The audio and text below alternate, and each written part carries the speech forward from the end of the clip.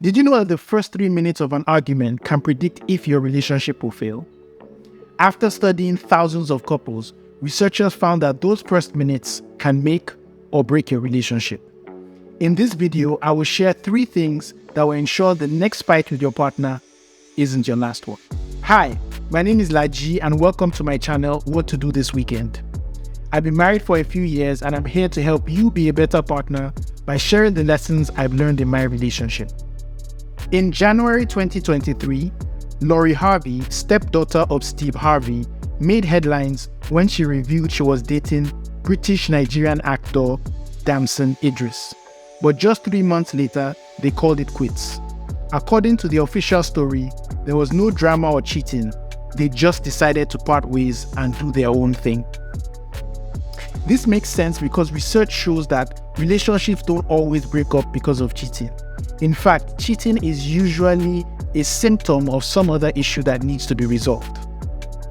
However, one big thing that leads to breakup in relationships is how the couple argues. Enter Professor John Gottman, the master of predicting relationship success by analyzing the first 3 minutes of a fight. He found that 85% of the thousands of relationship failures he observed can be traced back to something he calls a harsh startup. No, it's not a new technology company laying off its employees, but rather a term that describes the way a discussion or argument begins. If an argument kicks off with criticism, defensiveness, or contempt, it's a surefire way to make the situation less productive and more harmful to the relationship. Trying to resolve an issue when the argument had a harsh startup is like trying to renovate a house while it's on fire. Before I share 3 ways for you to prevent a harsh startup, I need to share a conversation with you to illustrate the concept. So please, stay with me. Meet Valerie and Vince. They have been living together for 5 years, and Vince always squeezes toothpaste from the middle of the tube, and this irritates Valerie. Vince, why can't you do something as simple as squeezing the toothpaste from the bottom of the tube? It's not like I'm asking you to do something difficult. I'm sorry, Valerie. I just never thought it was that big of a deal. Of course you didn't think it was a big deal. You never think about how your actions affect me. It's like you don't care at all. That's not true, Valerie. I care about you, but I just don't understand why you're so upset about toothpaste. It's not just about toothpaste, Vince. It's about how you treat me. You are always doing things that make me feel disrespected and unimportant. I don't understand where this is coming from, Valerie. I always try to do things that make you happy. That's not true, Vince. You only do things that make you happy. You never think about how I feel or what I want. It's like you're only interested in yourself. Valerie clearly started off with criticism. She attacked Vince's character and personality rather than addressing specific behavior or the issue. Criticism makes a partner feel attacked and judged and erodes the foundation of a relationship. This is clearly what a harsh startup looks like. So, here are 3 things you can do to prevent or stop a harsh startup. 1. Validate your partner's feelings.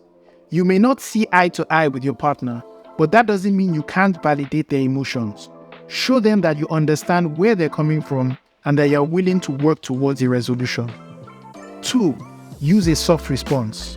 When responding to your partner, try to use a gentle tone and I statements that express your own feelings rather than attacking their character. Avoid making generalizations or lashing out with anger or defensiveness. 3. Take a break.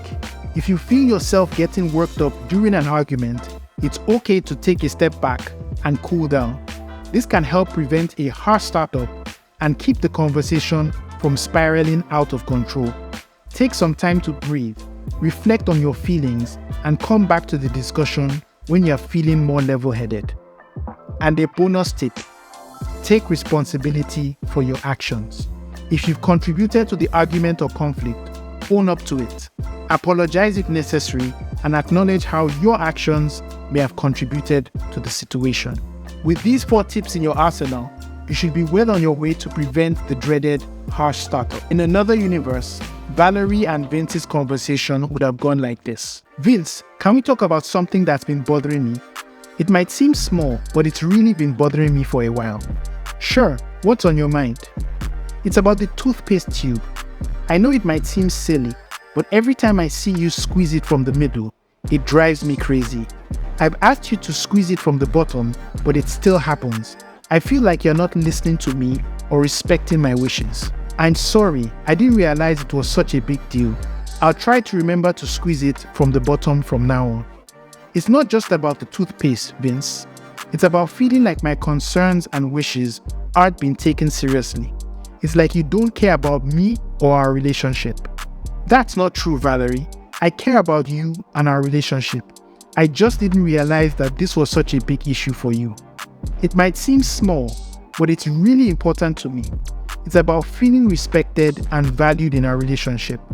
When you don't listen to me, it makes me feel like my feelings don't matter. I understand that now, Valerie. I'll make more of an effort to listen to you and respect your wishes in the future. In this conversation, Valerie started off with a complaint rather than criticism. She focused on the specific behavior and didn't personally attack Vince. She made her concerns known constructively, and this can lead to resolution. Conflict in a relationship is never easy, but it's important to remember that it's a natural part of the process. Arguments in a relationship are like sparring matches, but instead of knocking out your partner, aim to knock out misunderstandings and strengthen your bond.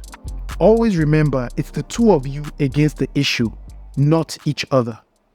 So, here's something fun to do this weekend. If you and your partner are going through a rough patch, I think I have something that will make you feel better. It's a movie on Netflix called Malcolm and Marie, and let me tell you, it's the most toxic relationship I've ever seen on screen. It's a raw and intense exploration of a toxic relationship between two flawed individuals played by John David Washington and Zendaya. Trust me, whatever issues you and your partner are facing will pale in comparison to this train wreck. And for some added fun, depending on your tolerance, you can take a shot every time you spot a harsh startup in the movie. That brings us to the end of this episode. See you in the next one. Peace.